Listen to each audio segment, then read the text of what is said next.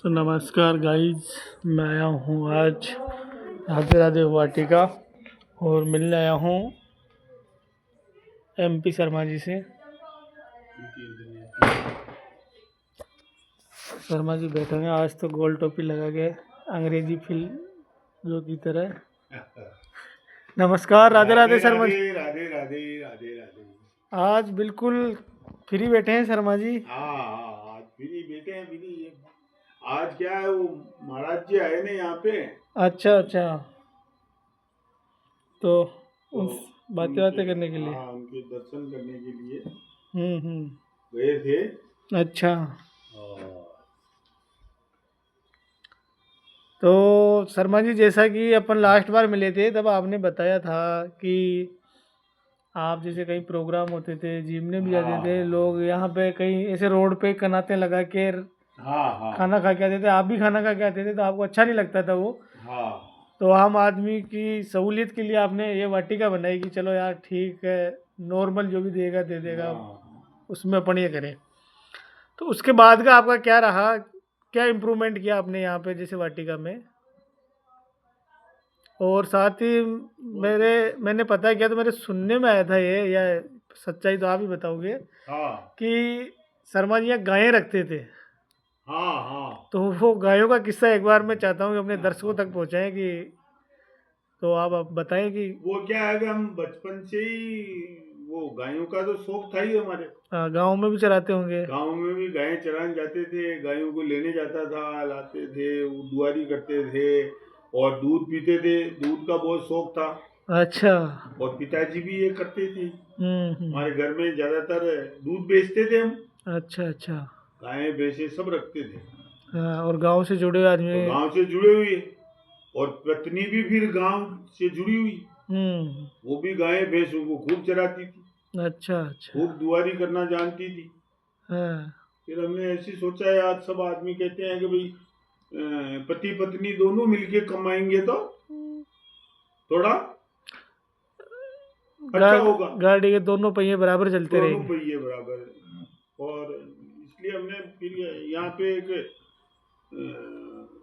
गाय रखने का प्रोविजन सोचा। तो यार गायें अब रखे कैसे? हाँ। तो हमने उसके लिए क्या किया, एक स्कीम निकाली है। अच्छा। उस समय क्या 10-12 हजार रुपए में गाय आती थी, हम्म। बढ़िया 5-7 लीटर दूध देती थी। हाँ। तो हमारे मित्र थे जो कंवर साहब भी थे, वो सिरोटा जी, जो उन्होंने एक दिन ऐसे बैठे बैठे बातें चली, जो उन्होंने कहा कि भाई साहब अपन ये गायें जो 10 किलो 5 किलो दूध देगी, इतने किलो इतने दिन दूध देगी, ऐसे ऐसे वो बता रहे थे। मैंने कहा भाई इसका पूरा मार्जिन देखते हैं। हाँ। फिर मैं वहाँ क्या बीकानेर गया। बीकानेर में बहुत सारी गायें हैं। वहाँ मैंने देखा यार यार रसगुल्ले का प्लांट भी था और गायें भी थी। फिर उदयपुर गया, उदयपुर भी देख के आए गायें। हाँ। और वहाँ के जो गायें रखते थे उनका पूरा सर्वे करके आया। फिर जोधपुर गया। अच्छा। मैंने कहा भाई गायें रखने से पहले इसका प्रोडक्ट, बायो प्रोडक्ट, दूध बिके नहीं बिके, क्या कोई प्रॉब्लम आवे, हाँ, पहले पूरी जानकारी होनी चाहिए। हाँ, पूरी जानकारी होनी चाहिए। उसके बाद हमने सोचा कि यार चलो ठीक है। तो एक गाय जैसे 10 लीटर दूध देती थी, कोई 8 लीटर देती थी। तो हमने, और शुद्ध दूध, प्योर दूध गाय का। हाँ सही है। तो यहाँ बहुत सारे व्यक्ति थे जो हमारे जान पहचान वाले भी थे और दूसरे भी थे। तो हमने ऐसे सोचा यार गाय लानी है तो पैसे चाहिए। हाँ सही है। भाई मोल लाएंगे तो गाय, हाँ वो तो पैसे तो चाहिए चाहिए। पैसे चाहिए। इसके लिए क्या करें? तो इसके लिए ऐसे सोचा कि भाई इनसे 10,000 रुपये ले लो एक आदमी से, और इसको 1 लीटर दूध रोज देना है। और जब भी ये 3 साल के लिए कांटेक्ट किया, जब भी ये 10,000 रुपये लेगा वापस दे देंगे और 1 लीटर दूध इनका बंद हो जाएगा। हाँ सही है। ऐसे करके हमने कुछ मेंबर बनाए। हाँ, ऐसे हमने करीब 40-50 मेंबर बना दिए। अच्छा। तो 4-5 लाख रुपए आ गए। हम्म। और 8-10-12 हजार में गायें आती थी, गायें ले आए। हम्म। ऐसे करके हमने करीब 30-40 गायें लेके आते। अच्छा, 30-40 गए? हाँ, क्या बात है। 30-40 गायें लिए हाँ, और दूध चालू कर दिया। दे दिया। तो उन आदमियों को भी दूध बहुत बढ़िया लगता था, हम्म। क्योंकि दूध में क्या है कि हम क्वालिटी देते थे उनको। गायों को जैसे जोका दलिया, अच्छी जो खुराक होती है, कांकड़ा, हम्म। जो जो ऐसा डेयरी मतलब वेरी का बाटा नहीं देते थे। पौष्टिक वो देते थे, प्रसाद। पौष्टिक पौष्टिक देते थे, क्योंकि हमारे बच्चे भी पीते थे, हम भी पीते थे। हाँ। तो हमें तो शौक ये था कि भाई दूध बढ़िया, और जो जिन्होंने पैसे दिए हैं तो हम्म। मालिक तो वही है। कहीं ऐसा तो नहीं है कि जैसे आप गांव में शुद्ध खान पान जो करते थे तो शहर में आके सोचे हाँ कि यार हाँ यहाँ हाँ मिलावट का क्यों खाएं, यहाँ हाँ भी शुद्ध हाँ, ही चलना यहाँ चाहिए। यहाँ यही समस्या थी कि वो डेयरी से दूध लाते थे, हाँ। और वो न तो अंदर जाता था न हम्म। बाहर निकलता था। हाँ। तो यार ये कौन सी प्रॉब्लम है। तो ऐसी इच्छा हो गई हमारी, तो हमने देखा तो चलो ये खोल लेते हैं। अपने जैसे आदमी जो भी हैं मिलने वाले, हम्म। और जो भी है जो सदस्य बनेंगे, उनको 1 लीटर दूध पीने के लिए दिएंगे अपन। दे देंगे। और दूध भी क्या 12 रुपए लीटर बेचते थे उस समय। 12 रुपए लीटर का दूध की रेट थी। हम्म। तो ये बात है लगभग 97-8 की। अच्छा। तो अब ऐसे करके वो 3-4 साल निकल गए। निकल गए। तो अब हमारे उन गायों की बछड़ियां हो गई। हम्म। क्या हो गई? बछड़िया हो गई। हाँ, वो गायें बन गई। हम्म। तो उनको, उन गायों को हमने बेच करके वो पैसे, वो 10-10 हजार रुपए थे, चुका दिए। तो जिन्होंने लेने थे ले वो ले लिए। लिया, हम्म। उनको दे दिए सबका पेमेंट। फ्री। और गायें हो गई हमारी फ्री। हाँ। तो हमने क्या है कि ऐसी टेक्निक लगाई कि भाई बिना पैसे के धंधा कैसे किया जा सकता है। किया जा सकता है, ऐसा हमने। और उनको भी 12 रुपए के हिसाब, 12 रुपए किलो से 30 किलो दूध जाता था, हाँ। तो 360 रुपए बनते थे। हम्म। तो 10 हजार का ब्याज कितना मिल रहा उनको, एक तरह से अगर पैसे में उसको कैलकुलेट करे तो हम्म। 3 रुपए 60 पैसे का ब्याज मिल रहा था। हाँ। और वो भी अंदर पी रहे थे दूध स- प्योर। मजा आ गया, उनको भी मजा आ गया। हाँ। वो तो कहते थे कि नहीं नहीं साहब हमारे तो रहने दो, और ले लो हमारे से पैसे। हाँ। भाई हमने कहा भाई हम पैसे नहीं लेंगे, अब नहीं लेंगे। हाँ। तो इस टाइप से हमने उसको लगभग 5-7-8 साल तक, 8-10 साल तक चलाया। हम्म। और वो चलता रहा। फिर बाद में अकाल पड़ गया था। अच्छा। और अकाल पड़ने के बाद में क्या कि यहाँ भी ले आए थे हम गायों को। हम्म। तो हमारी जो यहाँ रखते थे, तो हमारी मिसेज थी जो उसके क्या कि वो दुआरी वो करती थी ना। हम्म। तो ऐसे दुआरी करते थे, तो दूध दूहने वाले जो आती थी यहाँ पे, हम्म। तो उनको दूध दे देते थे। हाँ। और जो पानी पिलाने और चारा डालने वाली आती है, उसको भी दूध दे उसको भी दूध दे देते थे। भाई ये तेरे छोटे छोटे बच्चे हैं, इनको बढ़िया प्योर दूध पिला। हम्म। और जो गोबर नागने वाली आती थी, उसको भी दूध दे देते। उसको भी दूध दे देते थे। मतलब सारा वर्क इस टाइप से चलता रहा। चलता रहा। हम्म। तो ये समय बहुत अच्छा निकला हमारा। और गायें कौन सी नस्ल की लाए थे?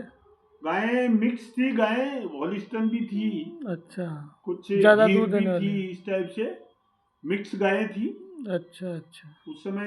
लेकिन उनका जो खान पान था हाँ, ना बाकी वो, आपने सबकी को दूध पिलाया? हाँ, और बहुत बढ़िया लावसी बना करके खिलाते थे। अच्छा। अच्छी चीज खिलाते थे उनको, अच्छा बाटा बना खिलाते थे, अच्छी उनको कांकड़े खिलाते थे। तो दूध ही ऐसा बहुत बढ़िया दूध आता था, घी आता था उसमें बढ़िया। हाँ, वो गायों को अच्छा हाँ खिलाते थे ताकि दूध अच्छा हाँ, वो तो देवे। कहते हैं ना, जैसा खाए अन्न वैसा होवे मन। मन। तो आप उसको डेयरी का बाटा खिलाओगे तो वो डेयरी जैसे दूध निकालेगी, हाँ, सही है। और उसको अच्छा माल खिलाओगे तो अच्छा वो बनाई। वो मैंने क्या उदयपुर में देख के आया था ना, उदयपुर में जो डेयरी थी तो उसका गाय तो यही थी उसके पास, लेकिन उसको वो जो खिलाता था ना, ऐसी चीजें खिलाता था कि लाइन से उसका दूध बिकता था। सही। इतना टॉप दूध देता था। और हमने हमारे को टेस्ट कराया था, उसके पास 120 गायें थी। अच्छा। और मेरे दिमाग में ये था कि यार वो बीकानेर से रसगुल्ले आते हैं, मेरे तो इंडस्ट्रीज का था, मैंने देखा यार रसगुल्ले की इंडस्ट्रीज खोल लेंगे। अच्छा, रसगुल्ले की फैक्ट्री खोलने की सोच हाँ लिया। वो भी देख के आए। हम्म। तो वो जो बीकानेर से लेके आते हैं वो चीज भीलवाड़ा में मिलने लग गई। सही बात। और वो रसगुल्ला जो बैठता है ना वो इसी गाय के दूध में बैठता है। अच्छा, हाँ, सबसे ज्यादा गाय के दूध में। होलिस्टन गाय के दूध से ही रसगुल्ले बनते हैं अधिकांश, अच्छे उसी से ही बनेंगे वो। इनमें स्पंज वगैरह जो आता है हाँ। वो उसी से ही आता है। वो क्या, मैं वहाँ जो बीकानेर गया था सर्वे करने, तो वहाँ सब पूछा मैंने उनको, और वो ज्यादा महंगे भी नहीं पड़ते थे, उस समय बहुत सस्ते पड़ते थे। मैंने कहा ये सस्ते भी हैं और शरीर को भी खराब नहीं करते हैं, अच्छी चीज है। तो ये फैक्ट्री डाल लेंगे तो वहां से नहीं मंगाएंगे, बीकानेर से आदमी यहाँ से लेने लग जाएंगे। सही बात। तो अपना बाय प्रोडक्ट मतलब दूध ज्यादा भी होगा तो पहले ऐसे प्लानिंग ऐसी थी बढ़िया। लेकिन वो फिर गायों का अकाल पड़ गया, चारा ही नहीं था, ऐसे हो गया, और रोग आ गया संभालने वाले। अभी थोड़े दिन 2-4 साल पहले भी आया था, लंपी रोग आया था गायों में। हाँ ऐसे वो रोग आ गया। मैंने कहा वाह यार चलो ठीक है। वो उस समय तक रह लिए, खा लिए, पी लिए दूध, आराम से बॉडी बना ली। फिर घर पे रख लिए, 1-2 गाय रखते हैं। अभी भी है क्या गायें? हाँ अभी भी रखते हैं गाय। लेकिन अब क्या है कि वो जो उसको जो अब वो दुआरी करने वाली जो है ना, हमारे जो श्रीमती जी जो, अब उनके क्या है कि हाथ से दुआरी नहीं है, तो पान खत्म हो गया, पावर। हाँ वो उम्र के अनुसार। हाँ पावर खत्म हो गया। जो उन्होंने कहा कि ये मेरे से दुआरी नहीं होगी, तो वहाँ नहीं होगी तो कोई बात नहीं। फिर वो हमारे सिजारी लोग हैं जो ही दुआरी कर जाते हैं। हाँ दुआरी कर देते हैं, दूध आ जाता है, पी लेते हैं। मतलब गायों से प्रेम अभी भी है आपको? हाँ मैं कई बार देखता हूँ आपका गायों का प्रेम। मैं कभी इधर से निकलता हूँ जब, कई बार आप गाय को आलू खिलाते हैं, कभी उधर चारा डालवाते हैं। तो इसका क्या कारण है, कोई बताओगे या ऐसे ही बस? नहीं, गौ सेवा क्या है कि सर्वोपरि है। गाय उनकी तो क्या है, भगवान कृष्ण की जो प्रिय थी ना, अच्छा, वो गायें थी, इसीलिए यही राज है सबसे बड़ा तो। हाँ गौमूत्र है, गाय का गोबर है, गाय को आलू खिलाना है, गाय को गुड़ खिलाइए। इससे क्या है कि आदमी का मतलब, और ऐसे देखो आप, गाय जो अपनी देसी गाय है ना, इसके लिए तो विदेशों के अंदर आधा घंटा उस गाय के बाड़े में जाने के 200 रुपए लेते हैं। अच्छा। केवल उसकी एनर्जी को लेने के लिए। और अपने यहाँ कदर कम हो रही है। हाँ, और गोबर की कहावत है, गाय के गोबर में लक्ष्मी का निवास है। अच्छा। क्योंकि जहाँ भी पूजा होती है ना भगवान की, तो उसका लेप किया जाता है। और उसकी जो एनर्जी है ना, वो इतनी पावरफुल है, बहुत पावरफुल। अब मैंने भी सुना है गाँव में कि रोड़ी जो जहाँ पे गोबर डालते हैं रोड़ी में, तो उस रोड़ी को लक्ष्मी माना जाता है। हाँ लक्ष्मी क्या, अभी जैसे ये बच्चे जो पढ़ने वाले बच्चे हैं, जो कंपटीशन का एग्जाम दे रहे हैं, हमने तो 2-4 प्रैक्टिकल भी किए थे।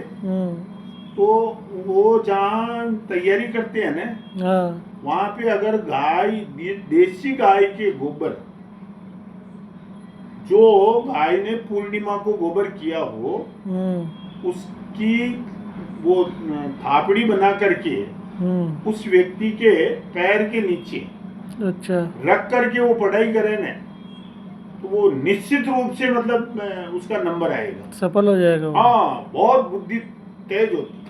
अच्छा, इतनी तीव्र बुद्धि, ऐसे अपने शास्त्रों में लिखी है ये चीजें, बहुत प्रैक्टिकल चीजें हैं ये। अब आदमी जानते ही नहीं, करते ही नहीं। हाँ, आजकल तो गांव में मैं देखता हूँ, कभी हाँ जाता हूँ तो कि जो गौचरे की भूमि है वही अतिक्रमण वाले मजे ले रहे हैं उसके। हाँ गाय, अरे यहाँ गोबर उपचाने में, बल्कि आप घर के बाहर हर पूर्णिमा अमावस्या को घर के बाहर में चौका लगा दो, घर के बाहर थोड़ा भी कर दो ना आप, थोड़ा सा, इतना सा भी, देखो उस घर के अंदर क्या समृद्धि आती है। ये तो बहुत, गाइस आप भी एक बार करके देखना, लगातार करना, साल 2 साल, ऐसा नहीं 1 महीने कर दिए और फिर भूल जावे। नहीं नहीं, बहुत पावरफुल चीजें हैं ये, तो नुस्खे हैं ये अपने पुराने, पुराने नुस्खे हैं और क्योंकि ये सब सक्सेस है। अब वो मॉडर्न बनने के चक्कर में क्या है कि वो पुरानी चीज़ों को छोड़ते जा रहे हैं, जो ना तो नए बन पा रहे हैं ना पुराने रह पा रहे हैं। हाँ हाँ तो ये गायों वाला किस्सा तो हो गया, बढ़िया, अच्छा लगा हमारे को भी सुन के। तो हम भी यही बोलेंगे कि गायों की सेवा सभी को करनी चाहिए। तो शर्मा जी उसके बाद में क्या रहा, जैसे कि गायों वाला तो अब हो गया भाई, चलो ठीक है, सीमित गायें थी जो आप घर पे 1-2 रखते हो अभी भी, और बाकी आपने बेच दी, अकाल पड़ गया, परिस्थितियाँ अनुकूल से प्रतिकूल हो गई आपके। तो फिर क्या नया सोचा आपने गायों के बाद में? उसके बाद में क्या है कि ये जो मेरा, जो हमारे मित्र थे, वो तो दिनेश सोमानी जो वो जज बन गए। हाँ। अब मैंने सोचा यार अपन भी राजनीति में जाने की थी। तो 2007 में जो हमारे जो सेठ जी थे, और आपका वो ऑफिस तो चल ही रहा था सेल टैक्स वाला तो? हाँ ऑफिस में तो स्टाफ आ गया था, स्टाफ कर रहे थे काम। उसमें ज्यादा मेरे को अब बच्चे भी बड़े होने लग गए थे, थोड़े थोड़े बच्चे भी समझदार हो गए, तो वो उनको थोड़ा थोड़ा चार्ज उनको दे दिया। हाँ। तो भाई चलो तुम भी कैसे सीखोगे कैसे, हाँ, तो उनको बैठना करना शुरू कर बैठना दिया। करना शुरू कर दिया। वो बच्चा ग्रेजुएशन हो गया था, बड़ा बच्चा, तो भाई चलो करो तुम ये तैयारी। और हमारे आप जो राजनीति की ओर चले? हमारे वो जो सेठ जी थे ना, रामेश्वर जी, जो मैं जौहर प्लास्टिक में नौकरी करता था। हाँ, जो फर्स्ट नौकरी करने आए थे। हाँ, उन्होंने एक दिन मेरे को फोन करके बुलाया।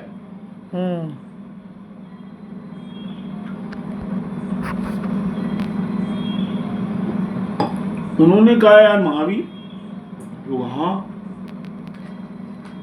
ने फोन किया था। अच्छा, फोन किया उन्होंने? हाँ महावीर, फिर क्या हमारा वो स्नेह इतना हो गया था कि वो बाप बेटे का जो स्नेह होता है ना, ऐसे हो गया था। तो वो के महावीर जो, हाँ हाँ भाई साहब, तो आटा आओ। और मैं चले गया, बोलो। तो उनके बीच में भी कोई भी काम होता, वर्क होता, तो मेरे को बुला लेते, डिस्कस करते थे। तो उन्होंने कहा कि यार तेरे को राजनीति में जाना है। मैं राजनीति तो मैं तो न जाऊं। तो उन्होंने कहा नहीं नहीं, राजनीति में तेरे को जाना है, और तेरे को ये जो अपने मायावती की पार्टी है बीएसपी, वो क्या है, राजनीति का में ज़्यादा इंटरेस्टेड रहते थे, तो उनको सब नॉलेज था, वो जयपुर रहते थे अधिकतर। वो उधर जयपुर बढ़िया इसका क्रेज चल रहा था, और उन्होंने देखा कि भाई ये आगे पीछे ये पार्टी आएगी, कि मैं तेरे को इसमें, उनके जो महासचिव थे उनको बुलाया उन्होंने, और मेरा परिचय करवाया। तो मेरे को फिर 2007 में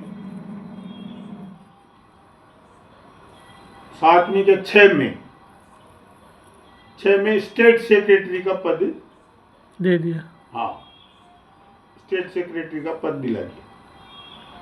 तो वो फिर सेठ जी ने कहा था, तो हमें मना कर ही नहीं सकते थे, क्योंकि हम पिता तुल्य मानते थे। उन्होंने कह दिया नहीं ये करना है, तो हम तो लग गए फिर धुआंधार लगे। खूब प्रचार प्रसार किया, यहाँ पे बहुत मीटिंगें करवाई और ऐसे चलते रहे। वहाँ भी गए हम लखनऊ बहन जी के पास, मिल के आए आप? हाँ मिल के आए। फिर बहन जी ने कहा भाई तुम्हें वो क्या है सोशल चल रहा था, तो बहन जी ने कहा कि भाई तुम्हारे को भीलवाड़ा का चुनाव लड़ना है, क्योंकि भीलवाड़ा में एमएलए ब्राह्मण कितने बार बना ये बताओ तुम। तो मेरे को ध्यान था, मैंने कहा एक बार। तो क्यों, तुम्हारे वोट कितने? मेरे वोट तो उस समय ज्यादा ही थे। तो उन्होंने कहा कि तो अब के तेरे को चुनाव वहां से लड़ना है भीलवाड़ा से, हमारी पार्टी तुम्हारे को टिकट देगी और मैं आऊंगी उसको एड्रेस करने। बहन जी ने कहा कि मैं खुद भीलवाड़ा आऊंगी प्रचार के लिए। हमने देखा बहुत बढ़िया बात है, हाँ बहन जी आएगी, बहुत बढ़िया बात है। और कुछ सामाजिक समरसता भी उसमें भी मेरा ज़्यादातर इंटरेस्ट था कि जैसे हमारे गांव में भी है और ये इस टाइप से ऐसा था कि भाई हाँ ये तो है, तो सब मनुष्य ही है। ये जो छुआछूत भेदभाव इस टाइप का मेरे कॉन्सेप्ट में ज़्यादा नहीं रखते, तो ये गलत बात है। हाँ सही है। तो इसलिए भी मैं इंटरेस्टेड था, वहाँ जुड़ गए फिर, और बहन जी ने टिकट भी दे दिया। तो यहाँ पे कार्यालय खोल लिया और बढ़िया प्रचार प्रसार किया अच्छा। और उन्होंने 4-5 महीने पहले हमारे को टिकट दे दिया।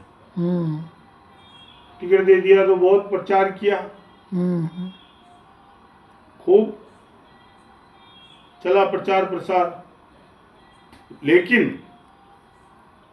क्या हुआ था कि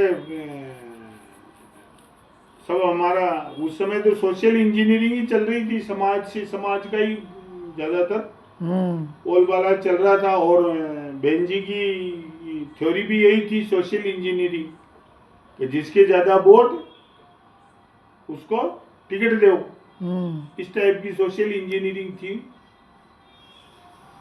तो अब बीजेपी ने यहाँ पे फिर ब्राह्मण को टिकट दे दिया है। पहले बीजेपी ब्राह्मण को टिकट नहीं दे रही थी, लेकिन वो जब मेरा प्रचार प्रसार देख करके उन्होंने कोई ब्राह्मण को टिकट दे दिया। तो ब्राह्मण ने देखा कि वह जीतने वाली पार्टी तो बीजेपी है, तो उन्होंने बीजेपी को वोट डाल दिए। और हालांकि उस समय बिना बीएसपी के सरकार नहीं बनी थी। अच्छा। हाँ, मतलब बीजेपी के मतलब बीएसपी के अच्छे विधायक बन के आ गए थे, लेकिन वो विधायक भी जैसे उसमें मिल गए थे कांग्रेस में, वो उनकी गलती थी,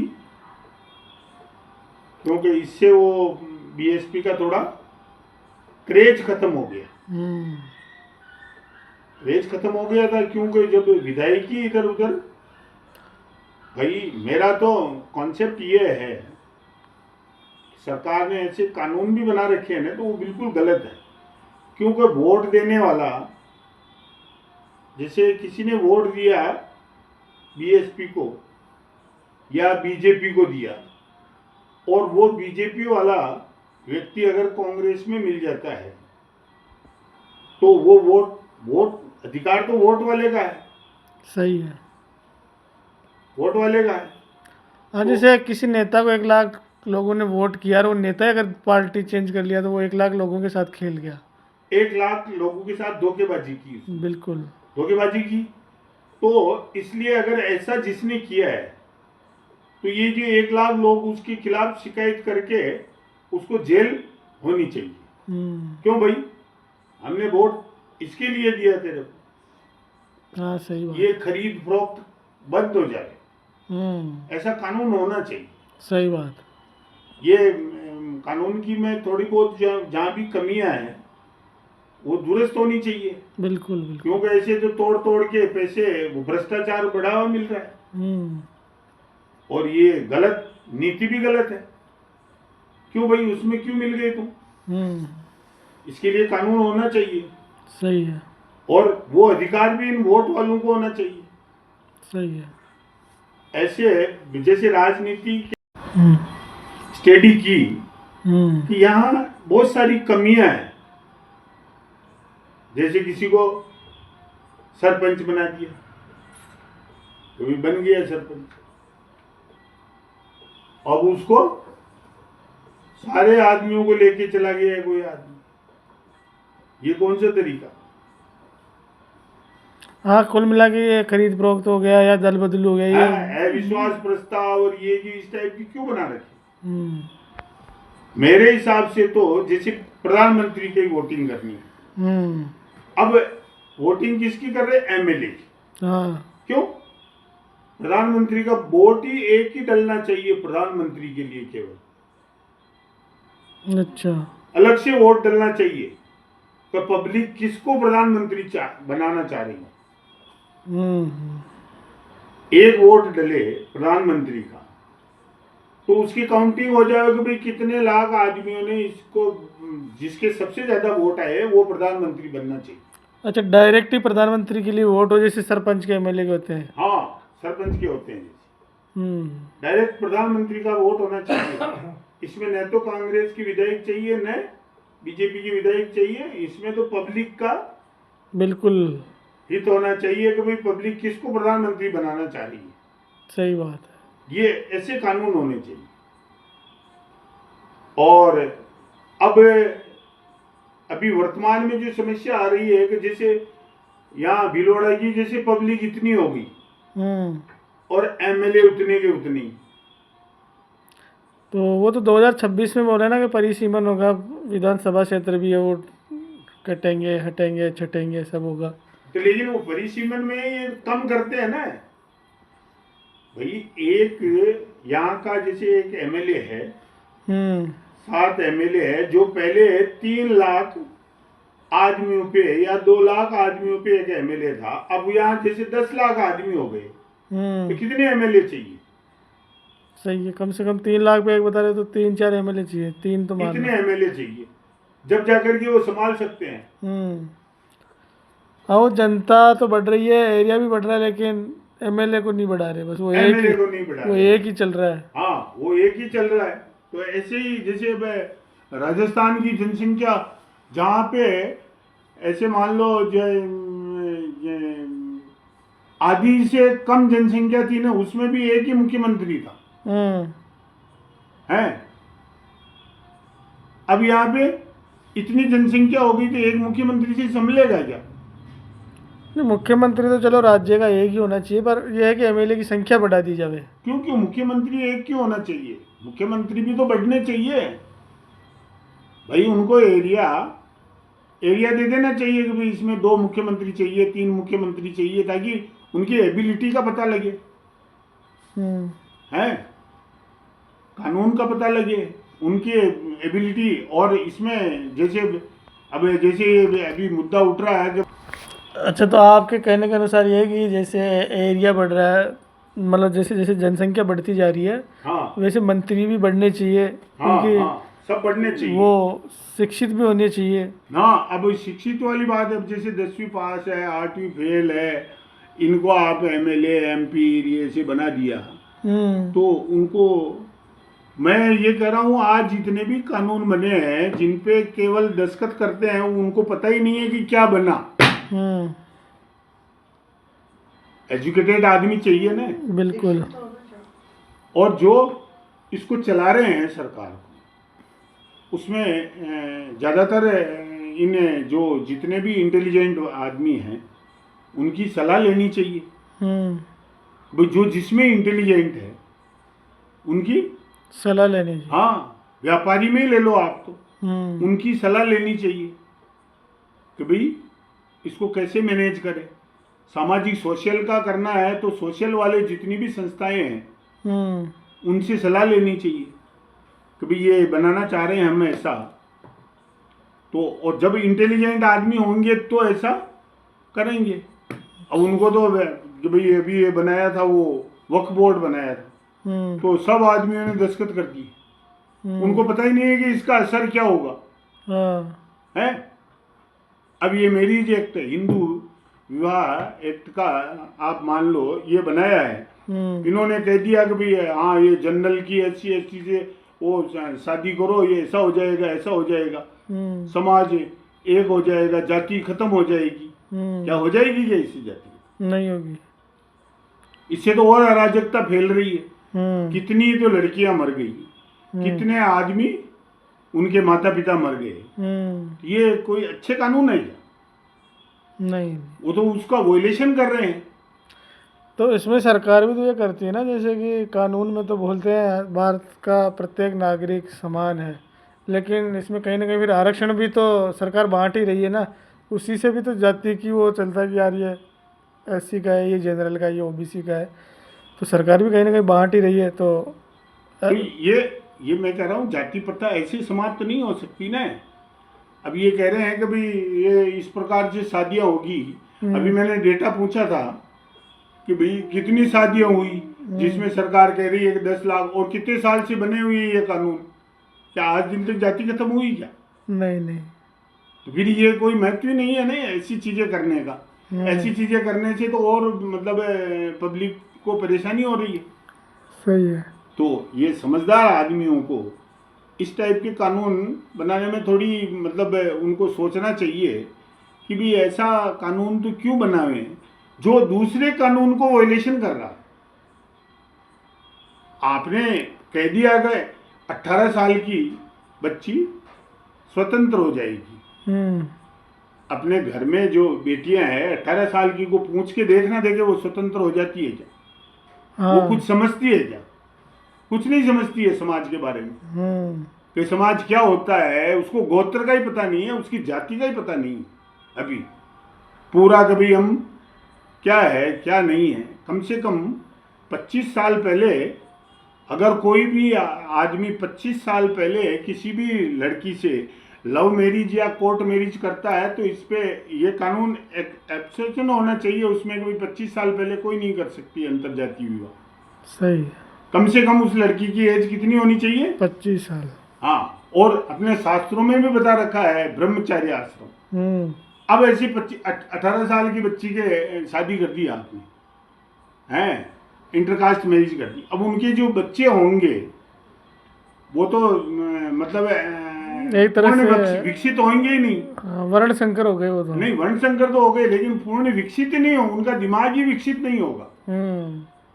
परिपक्व आप साइंस में भी जाइए ना, शोध करिए, जो परिपक्व हो जाता है उसके बाद उनके अगर संतान होती है तो कम से कम देश को ऐसे जवान आदमी तो मिले, वरना इतने छोटे छोटे से टिकने से बच्चे मिलते जाएंगे जिनके पास न तो कोई बुद्धि न कुछ। तो इससे देश का तो विनाश ही होना है। इस टाइप से ये जो कानून बनाते हैं ये बड़े मतलब बेतुके कानून बनाते हैं, जिसमें सरकार कहती है कि हम पैसे देंगे। अरे क्यों पैसों को लुटा रहे हो? हाँ, उनको विकास कार्यों में लगाओ ना। हाँ, रोजगार पैदा करो। अब जैसे ये चल रहा है ये वनडे वाला, कौन सा ये गांव में वो जो स्कीमें चलती है ना, क्या काम कराते हैं फैमल। हाँ, फेमल। अब उसमें जो काम कराते हैं न तो कोई काम होता है और नरेगा जो इन्होंने नरेगा चला रखा है, जी राम जी योजना। हाँ, तो इस टाइप की जो योजना है ये बरसों से चल रही है, करोड़ों रुपए अरबों रुपए इसमें। इसके बजाय तो सरकार को, उसमें भी मैंने सुना है कईयों से कि लोग जाते हैं हाजिरी लगाने बस। हाँ, तो हाजिरी लगाने केवल उनको आप पैसे दे करके बेरोजगार बनाने का काम कर रहे हैं, क्योंकि वर्क तो होता नहीं है। अगर उसी पैसे को आज ये नदियां जोड़ने में लगा देते, नदियां जोड़ने में अगर उस पैसे को लगा देते तो आज प्रत्येक गांव में पानी की सुविधा हो जाती। और प्रत्येक गांव में पानी की सुविधा हो जाती तो जिसके पास 2 बीघा जमीन होती ना, वो भी आराम से अपना जीवन यापन कर लेता उस 2 बीघे के अंदर फसल पैदा कर लेता। तो कितनी बढ़िया स्कीम है। पैसे भी बर्बाद कर रही है सरकार और उसको यूज नहीं कर पा रही है, सही ढंग से यूज नहीं कर पा रही है उसका। तो मिसयूज ज्यादा हो रहा है हर चीज का। हाँ, तो ऐसे इंटेलिजेंट आदमी अगर एमएलए एमपी या जो कानून बनाने में बनेंगे तो ऐसे कानून बनाए जाएंगे। सही है।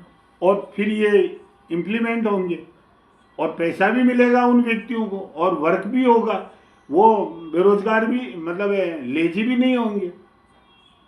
सही है।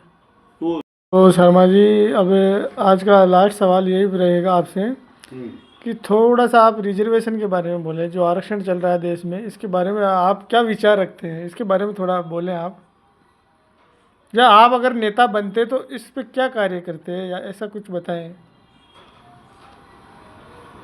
भाई आरक्षण में तो मेरा तो विचार ये है कि ये जो सरकार में जो आरक्षित कर्मचारी आते हैं तो उसके बजाय अगर अभी से सरकार ये करे कि जो बच्चे स्कूल में पढ़ने जा रहे हैं उन बच्चों का जो दिमाग की चीजें होती है, खान पान,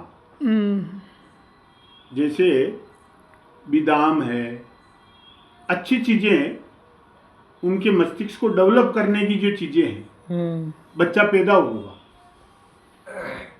तो जितने भी इस टाइप के जो हैं बच्चे तो भाई हाँ हम इनको डेवलप करना चाहते हैं, जो अनडेवलप्ड हैं तो उनके खान पान के अंदर जैसे अपने आयुर्वेदिक चीज़ें हैं, ब्राह्मी है, बादाम है, ऐसी चीज़ों के लिए प्रोत्साहित करके ये चीज़ें उनको बच्चों को खिलाई जाए। गाय का दूध है, ऐसी चीज़ों का सेवन करें तो उनका दिमाग वैसे ही फर्टाइल हो जाएगा। और अब जो आरक्षण की बात कर रहे हैं आप, जैसे ओबीसी, अब ओबीसी में मेरिट के अंदर ओबीसी ऊपर आ गई है ना, तो अभी इसका मतलब रहा ही नहीं, आरक्षण की कोई जरूरत ही नहीं है ना। जब जनरल से ओबीसी ऊपर आ गए तो उनका आरक्षण समाप्त कर देना चाहिए। सही बात। इसी टाइप से एससी जब तक ऊपर नहीं आए, जब भी वो एससी ऊपर आने लग गए तो उनका समाप्त कर दो, ऑटोमेटिक समाप्त हो जाएगा, जरूरत ही नहीं पड़ेगी। भाई जब सबके पास दिमाग हो गया फिर काहे का आरक्षण। ऐसे घपला उसमें भी होता है, जो ये राशन डीलर वाले हैं ना, हाँ, उसमें भी जैसे कोई गरीबी रेखा वालों को वो बीपीएल में ऋण में कर देते हैं। तो उसमें कई ऐसे होते हैं जो मोटरसाइकिल है 70,000 लाख रुपए की, हाथ में 20-25 हज़ार का फ़ोन है, और फिर वो बोल रहा है मैं गरीब हूँ, मुझे 2 रुपये किलो में गेहूँ चाहिए। तो ऐसे भ्रष्टाचार तो पूरे भारत में फैला हुआ है। ऐसे ही आरक्षण का भी है, जैसे कि मान लो कि कोई भी कास्ट उस समय, जैसे मान लो आज़ादी के टाइम जो भी रहा होगा उस समय आरक्षण मान लो जरूरी था, दे दिया, लेकिन अब ऐसा लगता है कि कहीं ना कहीं इसको ख़त्म कर देना चाहिए। ख़त्म तो जैसे वो ओबीसी जनरल से ऊपर आने लग गए तो उसको समाप्त कर दे, कभी आ गए, अब हो गए तुम इनके लेवल के। नहीं, जैसे कि मान लो एक तरफ तो सरकार कहती है कि आप सब बराबर हो, किसी से छुआछूत मत करो, ये मत करो, और जैसे नौकरी देने का नंबर आता है तो जनरल वालों को तो सीमित रख देते हैं और बाकी औरों को जैसे नौकरी मिल जाए। जैसे मान लो कि जनरल वाला 80% ला के भी नौकरी नहीं लग पा रहा है और उधर 40 में भी नौकरी लग रहा है, तो कहीं ना कहीं उनके मन में भी तो आती है ना। तो छुआछूत का तो देखो, संविधान के अंदर एक छुआछूत का कानून बना रखा है, सबसे पहले तो उस कानून को खत्म करे। भाई तुमने ये कानून क्यों बना रखा है? सही है, जब तुमने एक कानून बना रखा है छुआछूत का तो आदमी करेगा छुआछूत, नंबर 1। और छुआछूत की जो बात कर रहे हैं, अभी कोरोना आया था ना, आपने देखा उसमें आपस में टच नहीं हो रहे हैं ना आदमी, ये छुआछूत इसलिए थोड़ी है, ये जो छुआछूत पहले जो बनी थी ना, वो इस वायरस की वजह से ही बनी थी। अच्छा। क्या आपस में ट्रांसफर होता है, ये कोई मतलब वो, अबे मैं आपके टच नहीं हूँ, नहीं हूँ, मेरी मर्जी, बढ़िया बात है ना, ये तो आपकी मैं क्यों टच हूँ, इससे मेरे को क्या मजा आता है? आप कहो मैं कभी मेरे शामिल खाना खाओ, क्यों? वो तो आपकी इच्छा पर है, किसी के साथ खाओ मत खाओ। वो एक जब दे रखा है एक स्वतंत्रता का अधिकार, तो क्यों दे रखा है? पहले तो उसको खत्म करो कि भाई स्वतंत्रता का अधिकार नहीं रहेगा। जो चाहेगा जिसके टच होगा, जो मर्जी आए जिसको पकड़ लेगा, मर्जी आए जिसके खाना खा लेगा। जब स्वतंत्रता का अधिकार दे रखा है कि भाई इसके टच नहीं होना है तो नहीं होना। अब बहुत सारे आदमी देखते हैं कि एक ही उस गिलास के अंदर पानी पी लेते हैं, उसी में ही वापस पानी पी लेते हैं, तो ये बीमारी ट्रांसफर होगी, नेचुरल है। सही बात। बीमारी बहुत सारी बीमारियां, टीबी है, ये कितनी कैंसर है, ये जो बीमारियां ट्रांसफरेबल है, कर नहीं है। सही बात है। इसलिए ये जो फालतू के जो मुद्दे हैं ना, ये वो तो आप अगर विकास कार्यों पे चर्चा कम होती है, फालतू जनता को बहलाने के। हाँ, जनता को वैसे यूं ही करते हैं। अब आज छुआछूत है, कोई हमारे को तो ऐसी कोई छुआछूत दिखती नहीं है। आते हैं हमारे यहाँ भी आते हैं, सब बैठते हैं, खाते हैं, पीते हैं, पानी पीते हैं, चाय पीते हैं, सब कुछ होता है और सब जगह हो रहा है। आज होटलों में जाओ आप, होटलों में सब जगह हो रहा है ना, कहाँ है छुआछूत है? छुआछूत अब आरक्षण की वजह से ये बस कह रहे यार, ये SC का है, ये ST का है, ये सरकार इसको SC ST ये फार्म भरने वाले में उसको खत्म करे ना, तो ये सब खत्म हो जाएगा। हाँ बिल्कुल सही बात है।